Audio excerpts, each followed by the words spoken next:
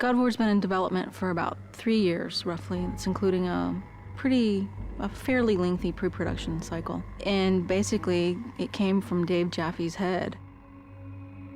There were so many ready-made play mechanics and gameplay mechanics in the Greek myths already that it was just like Medusa's head and Zeus's thunderbolts and battling Cyclopses, and that mixed with just my love of the material was like, okay, this is what we got to do. We got to do this game. Dave Jaffe came up to me and goes, "What do you think about Greek mythology?" I was immediately intrigued by it. When they said, "Hey, we're thinking about Greek mythology for God of War," I was like, "Yeah, let's definitely do that." The creative director of the game, Dave Jaffe, definitely comes up with a lot of this kind of stuff, and he, likes to involve the team in the design. So he comes up with ideas. We sit around. He comes around, asks us his famous 1 to 10. What do you think about this idea? God of War is our attempt to really elevate the action-adventure genre to the next level. We wanted to bring combat, exploration, navigation, puzzle solving, all of sort of the classic elements of the genre, but we wanted to bring those to players in a fresh way, in a way that they haven't really seen before, and also at a scope and at a level and sort of this epic feel that they haven't really gotten before in a game. That's the whole idea behind God of War, is it's not just a game, it's an adventure like a movie.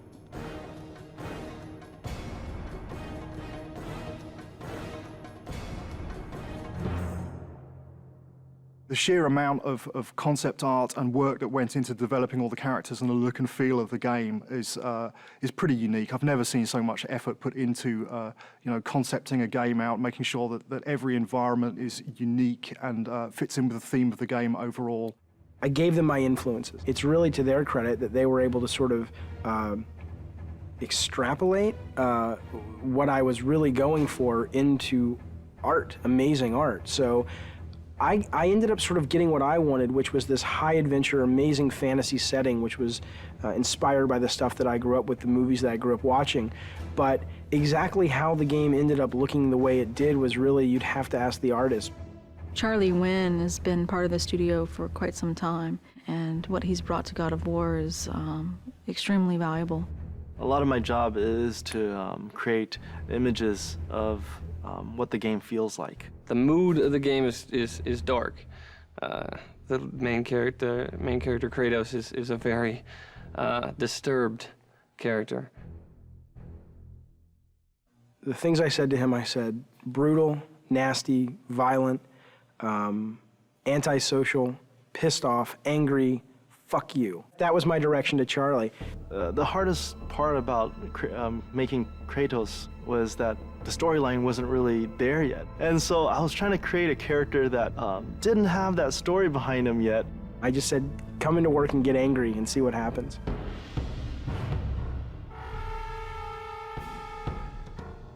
What they came back with was their versions of anger and the things that they were mad at and the things that, it was really kind of neat because you got to look at the concept art and kind of see how everybody dealt with anger and madness and chaos. The solution was to sort of start stripping away everything. Every time we took away a piece of armor, every time we took away a helmet, a shield, we started seeing more of this animalistic side to this character. Once we got that, it was just an issue of whittling it down, from those 15 images, all of which felt the most brutal, and said, out of all these 15, that's the one.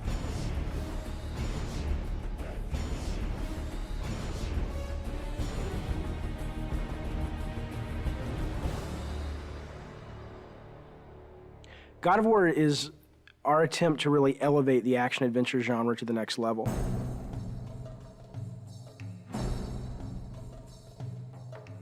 We're trying to do so much right now. We want to bring this, this experience to people, and we want it to be realistic. In order to do that, we have to push the PlayStation 2 as far as it possibly can go.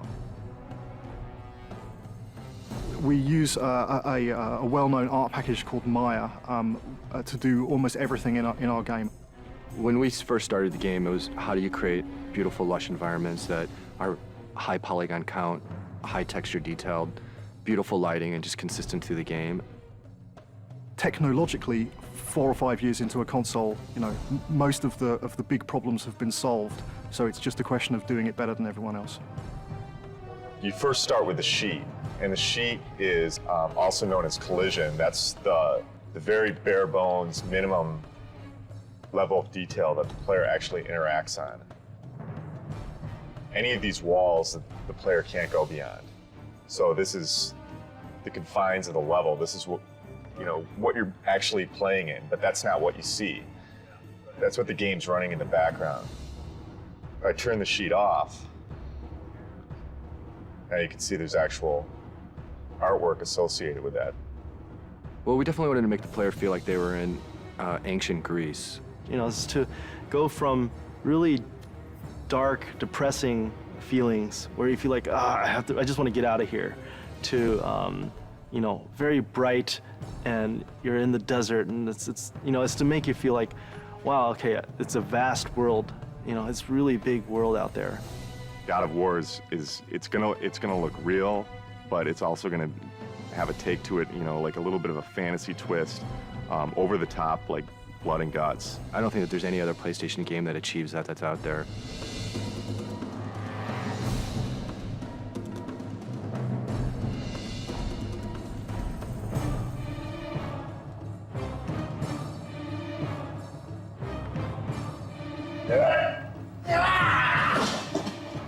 Every character in the game starts out with a single pose that every single animation derives from. When I'm starting to move like this, bring in the base pose, and then kind of just start to block a few things out. Maybe even with general, just kind of moving the whole character all as one, getting the timing for things, and then building out from the pelvis. So get the pelvis motion right, then get the chest involved with the pelvis, and maybe start doing the arms, come back with the legs, and then finish with the head and the fingers. So sort of whittling down until I get to that final look. The original vision, I think, what we wanted was very, very brutal. It's funny because we were like, let's go find some fight scenes in movies, and that's how we want this guy to move, and that's how nasty we want him to be. And it's weird because when we thought we'd find all these great movies, movie fights are really kind of tame when you think about it. And we actually ended up with only 2 or 3 movies that really obscure films too, that really, when you saw it, you were like, oh my God, that is just some nasty stuff.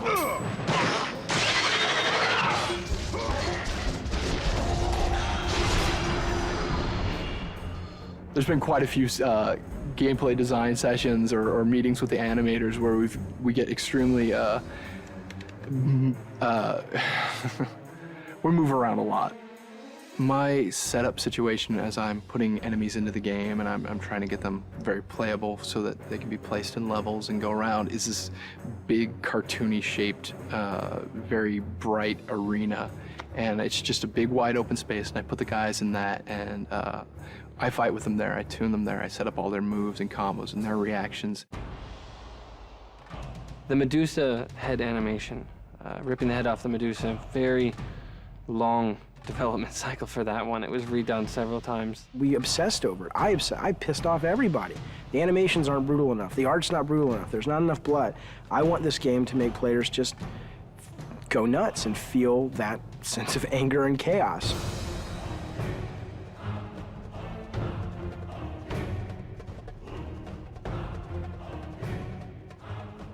We're really, really hammering the quality and trying to get it to be as top-notch as we can get it. There are several other games out there that I would consider that are kind of the top tier in animation, and we're trying to either meet or exceed what they do. People are going to go, oh my God, this is what action-adventure games have supposed to have been since the very beginning.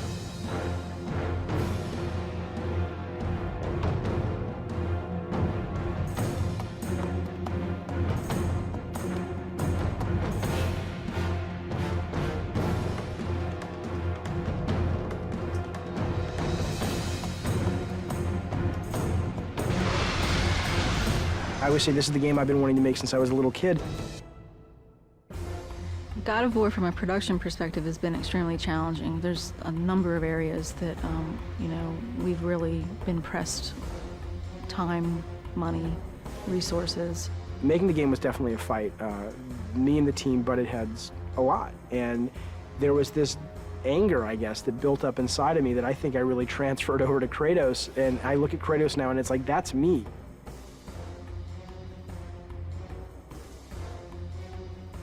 I think we verbally abuse each other multiple times during the day. It's one of those, it's a great high-low thing. We start out the day, we're really happy, and then throughout the day we get very upset with each other, and then happy with each other, and then upset, and hopefully we can leave and we're happy with each other, and then we come back and we're happy with each other again. I'm always the guy that the engineers want to strangle because I try to absolutely push this engine to the max. We've wanted to strangle each other at least once a week. The prospect of beating the shit out of other workers has occasionally arisen. We have not actually had any fist fights on the game yet. No, fist fights certainly aren't allowed in a professional environment.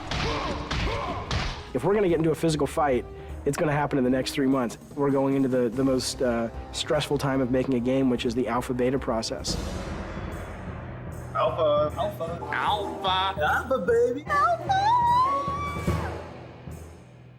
So we're an hour from alpha. Nothing's tuned and nothing's finished. What I am is tired. Tired. Tired, tired and more tired. This is what alpha is, right? All the pieces are there, but it doesn't play right yet, and it doesn't feel right yet, and... There are a couple of big bugs that people are working on. If we don't get them by 7, then we'll get them done by 8 or 9 or 10.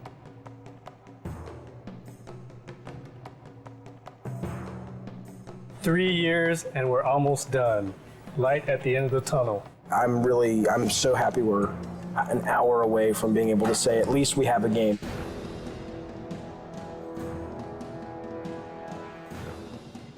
Playtesting is fantastically important, and this is the first game that we've really gone to town on the playtesting while the game has been in development.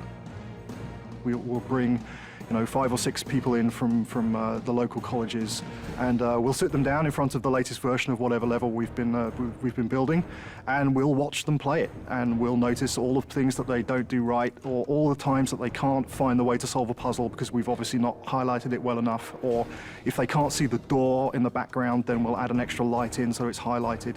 It's really kind of like making it's like making a movie.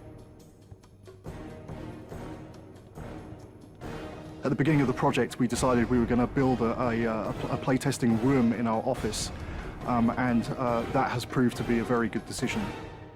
There's our huge PlayStation booth. So good to be one of the big titles this year, so hopefully it'll get some attention that we think it deserves.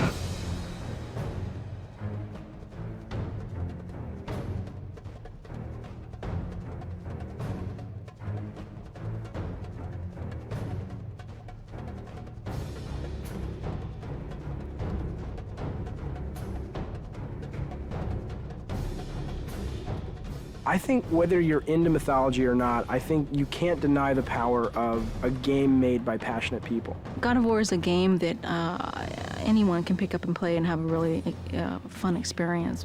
You should play God of War because it'll get you laid. This is the adventure that the back of the box has always promised you. God of War is fucking rad.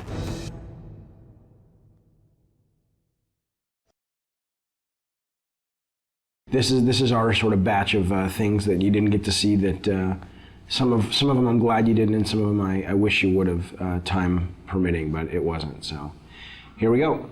Okay, now this is actually, this wasn't a deleted level. This was the prototype that the team put together.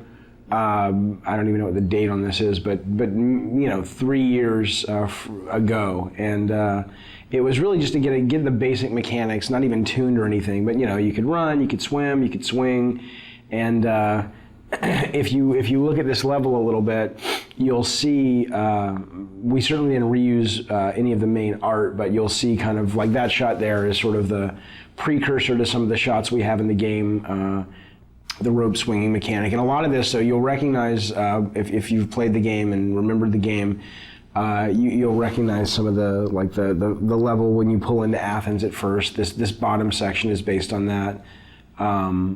And the whole cliffs that you climb here, we actually just sort of ripped these out directly from the demo and built the cliffs level, the Cliffs of Madness or the Cliffs of Insanity, I forget what we ended up calling it. God, it's amazing to see this little guy running around. He looks so not like Kratos. That guy there was the original Cyclops who's dying, who just never really looked like a Cyclops. He just looked like a big guy with a stick. And then this was the room, the only room that we built that was like the final room, and everything else was kind of rough. And I remember seeing this and going, everybody saw this and said, man, this looks awesome. And then we were like, yeah, but how in the hell are we going to get, all the levels in the game looking as good as that? And I don't know if we ended up getting them all looking as good as that, but I think we came a lot closer than I thought we would. This level's pretty cool. This was our test level for the Icarus wing. So when, Icarus and Daedalus, the Icarus story where he flew too close to the sun with the wings that he had made, and the wax melted and he fell to his death.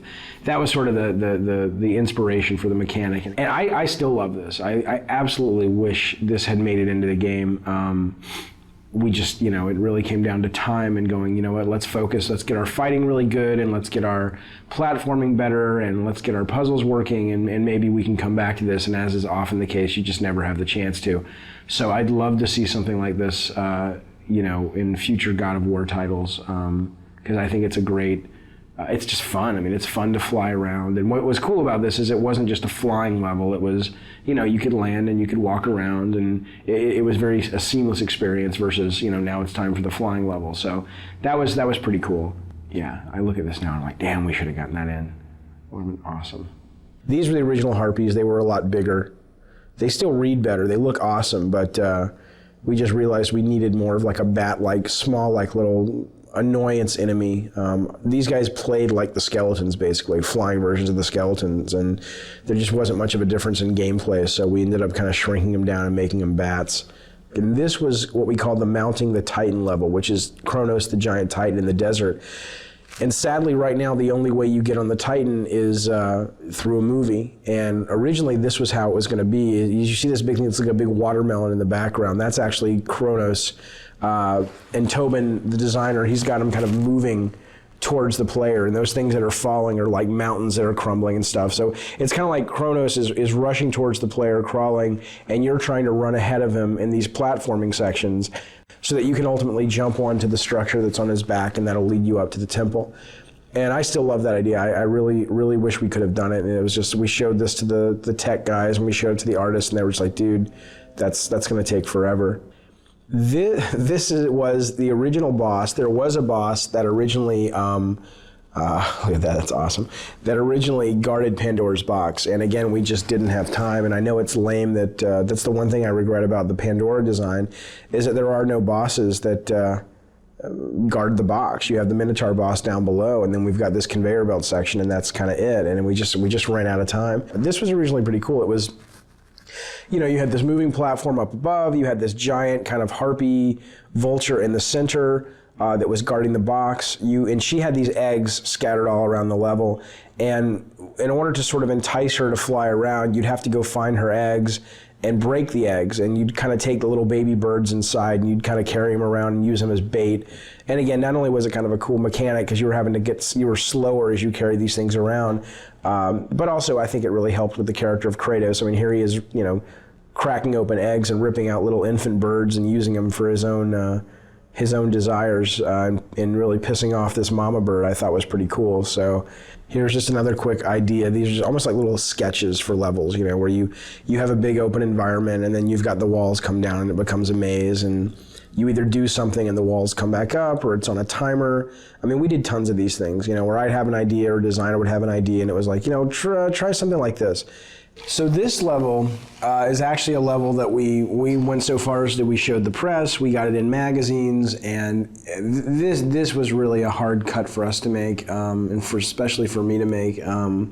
I love the mechanic of it, and I love the platforming and the concept. And the concept was that you're riding this elevator, and if you get knocked off, obviously you'll die. And if you get off the elevator, the idea was it was going to originally be being chased by this massive sandstorm. And the elevator was really the only thing. It was sort of a magical elevator that protected you from the sand. And if you got off the elevator would bypass you, and the sandstorm would engulf you and kill you. And the two things we didn't have time to do is we didn't have time to tune it, and we didn't have time to build the sandstorm.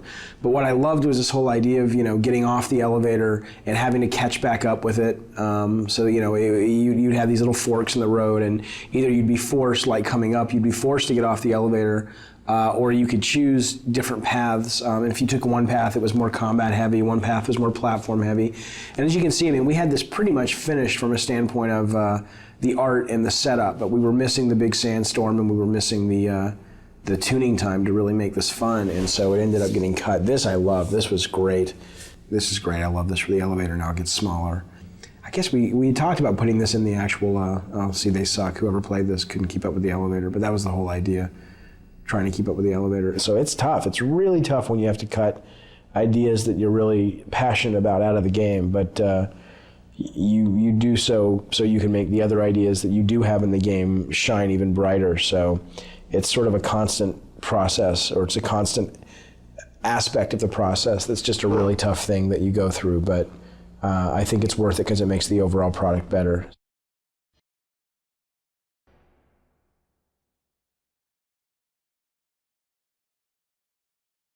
Some of the earlier characters that had been played around with, some of them again just didn't feel right for the time period.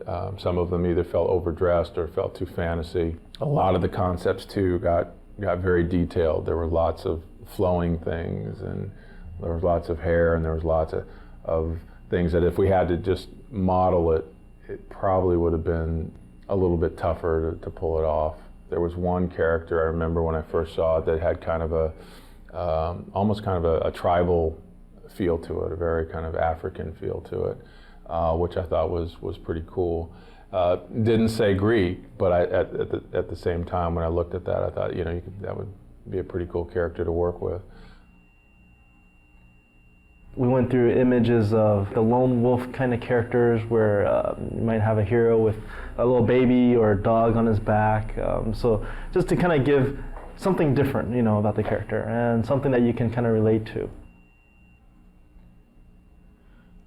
One of the original concepts behind the hero for God of War was to come up with a guy who was, his whole face was encased in a mask, and we thought that going with a mask would be, being able to paint his face in broader strokes so that when you were playing the game, he still had a lot of personality and you could still sort of read that when you saw the mask. But when we actually got it in the game, it ended up feeling very soulless, and it didn't feel like the guy had a personality. That was always one of the big elements that we were dealing with. And it was difficult because, we would often hear, it's not Greek enough, and we're like, what does that mean? I'm using a actual, sometimes because we'd take it right from a Greek, some Greek sources, and it's very Greek, but I think what we really started seeing was, okay, no, it's not Greek enough according to what the general public knows, and that's kind of what we had to go towards. These are again very traditional. Some of these were very traditional kind of Greek images, and again, the more traditional it got, the more armor we put on him, the more he lost his individualism. Every time we put something on, Dave felt like, he doesn't look brutal anymore, and we started realizing brutal also kind of related to the primal part of him, and so we did spend a lot of time going through that, but in the end we ended up still taking his clothes off, and that's what we went with. So when I first saw this from Charlie, it was the first time that I really saw the brutal nature and the violent nature and the sort of the animalistic quality that would really become the foundation for KRATOS. And I think starting to see these images was just like sort of confirmation that this idea could really work, and instead of giving him a traditional sword, going with these sort of chain blades was going to be much more dynamic and fluid and really fun to play with.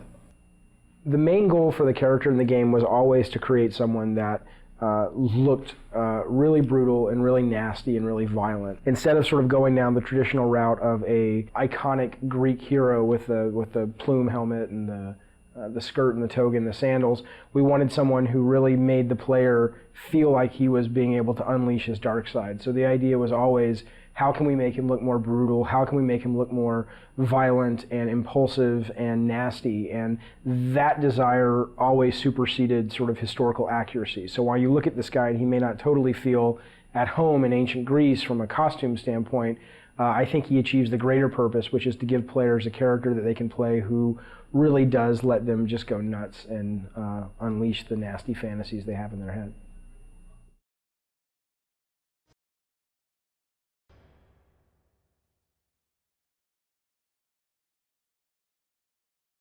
So the idea on the environments and trying to create a Greek world was trying to create a feeling that reminded you of Greece and that didn't feel too fantasy. So we were trying to walk that fine line between a fantasy game environment and a traditional Greek environment. And so part of it was again trying to get stuff that made it feel Greek, not Roman, but Greek. Okay, when we first start concepting out environments, it wasn't really defined as levels, you know. We picked out the important locations such as Pandora and Athens and Hades, and all I knew is like the game should feel really big, which means there's no like cramped area. It's more like challenge against the god and like huge monsters. So the look of the environment should be like huge, you know.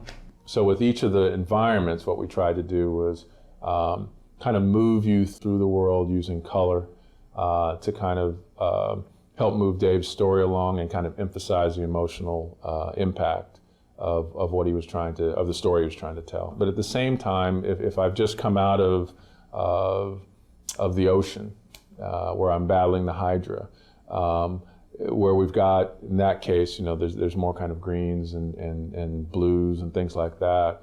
I don't want to go into that same scenario color-wise again. It's like if I did the whole game in black and white, you get probably bored with it after a while. So one of the interesting aspects, especially in the Pandora section, was a lot of times you'll see multiple iterations on statues as well. And one of the reasons was that one of David's idea was he wanted those statues to come to life, whether it was Atlas or Poseidon rising out of the water. The things that were in that environment, the objects, the architecture, those types of things reflect what was going on, again, with David's story. So in Pandora, as an example, that whole sequence is about an architect who, in David's mind, is basically gone mad. And so the idea was the structures, the traps, the visual look of that should begin to reflect kind of a madman in some instance. I did that piece, even the level of the design wasn't solid yet. So, but my own interpretation, I was thinking it's like things are like there's no gravity, but at the same time things are like kind of shifting all the time, and there's infinite distance in the back. Things are flying, falling, exploding. The Mountain Olympus, that one particularly, it's not for the game art. It's more like, okay, we want to talk about Mountain Olympus, so where's the image? That kind of thing. The goal of the world of God of War was really to create a place that felt like, you know, a giant theme park ride, you know, or a giant set on one of these great high adventure movies, and places that you'd really want to explore and spend time in and really feel like you were having this grand adventure. And I think these guys, you know, week after week continually were able to come up with set pieces and ideas that they just top themselves constantly and continually, and they've really given us this great world to play in, and I think they did an amazing job, and I'm so grateful as a player that I get to actually play in this space.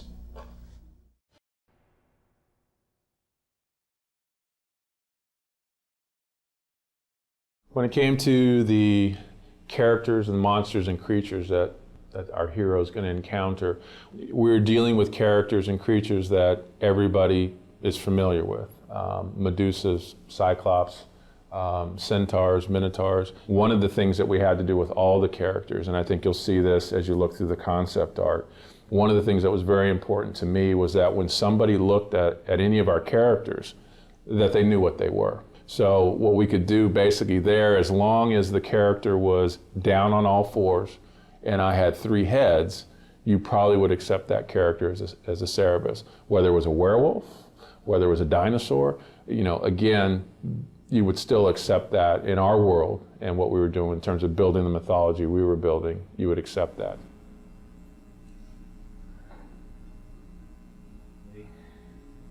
As far as a game creature is concerned, Mostly what was fascinating me was the deep sea creatures and how freaky they looked. And I was trying to pull up on some of that, and did a number of different types of hydras. I was told, okay, Ares would be maybe 90% elemental, 5 or 10% human, you know, and so that's kind of what I was going for on these beginning ones. He's just pure power, you know, almost like he's this unstoppable force. And then, you know, Dave liked it. It's just he wasn't sure how we would do it. Probably was a slow transition towards being more human. So it's still kind of a huge guy, but he's got all this armor on that allows him to do all these things. So the idea was, again, to move a character into something that, again, would be a little bit more in the horror direction. And again, what it allowed us to do was get characters that were still reminiscent of what they were supposed to be in Greek mythology, but were uniquely ours. So once we started moving in that direction, again, it opened up a whole new kind of avenue of ways to explore those characters. What we really wanted to do was keep people immersed in the mythology, in the Greek mythology, but give them a different kind of experience when it came to the characters and the creatures.